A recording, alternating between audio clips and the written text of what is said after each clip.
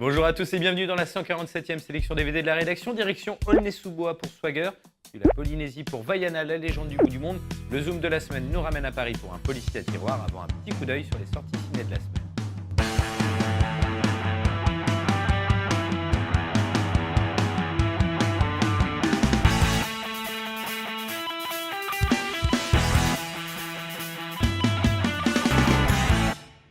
Une plongée réaliste et fantastique dans la banlieue, c'est Swagger. Les architectes, ceux qui vivent dans les grandes villes, ils ne savent pas la vie de banlieue, comment c'est, etc. Le réalisateur Olivier Babinet a passé plusieurs mois dans un collège d'une cité défavorisée d'Aulnay-sous-Bois pour y animer les ateliers. Il y a fait de telles rencontres qu'il a décidé d'en faire un film. Dans Swagger, 11 adolescents nous confient leurs espoirs, leurs peurs, leurs réflexions sur tout un tas de sujets, que ce soit l'amour, l'intégration, la sécurité, la famille, le succès.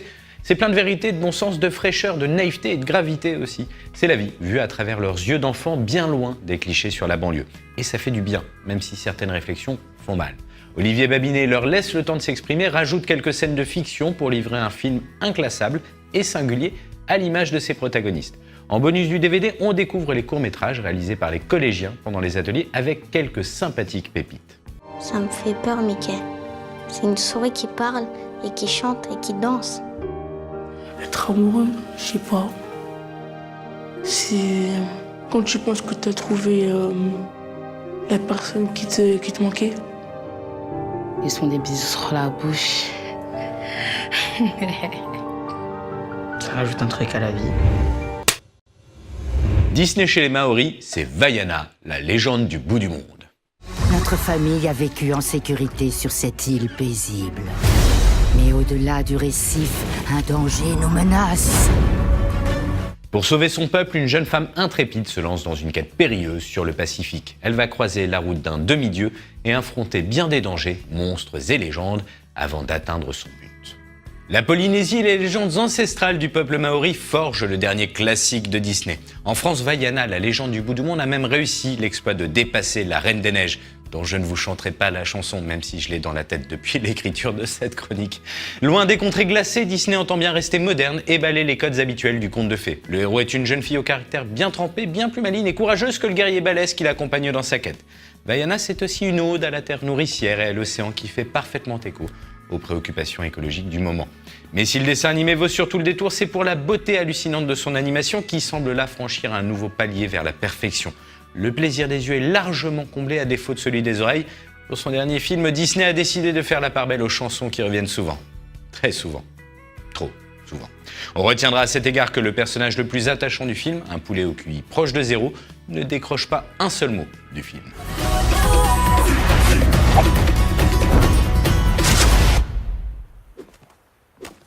Non, c'est pas vrai. Une fléchette dans la fesse.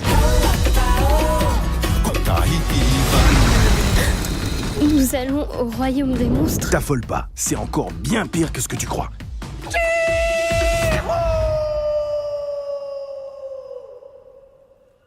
Jusqu'ici, tout va bien. Allez, retrouvons les grands yeux de Charlotte Lebon en victime consentante. Dans Iris, elle joue à un jeu dangereux avec un Romain Duris décontenancé. J'ai besoin de vous. C'est-à-dire? Je veux que vous me kidnappiez. Pardon? Il faut que j'échappe à mon mari. Jalil Lesper est décidément un très bon faiseur d'images. Dommage que le scénario patine un peu au démarrage car esthétiquement cet Iris est envoûtant. Et une fois la longue exposition passée, les rouages machiavéliques qui se mettent en branle élèvent le niveau et triturent les méninges du spectateur ligné. 213 millions de spectateurs dans les cinémas français en 2016. Et vous y allez? Voilà de quoi vous faire saliver.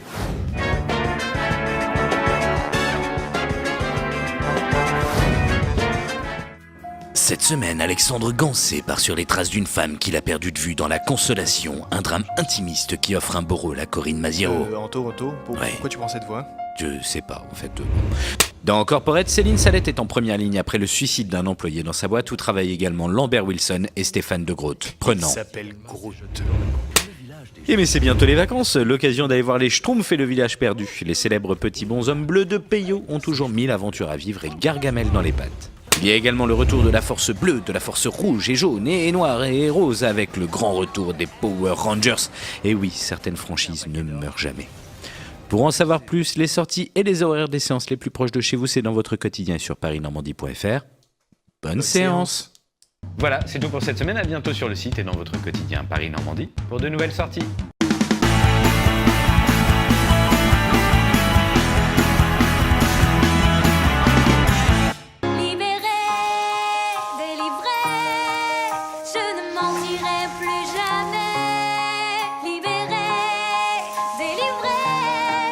Il n'y a pas de raison que je sois le seul à l'avoir dans la tête.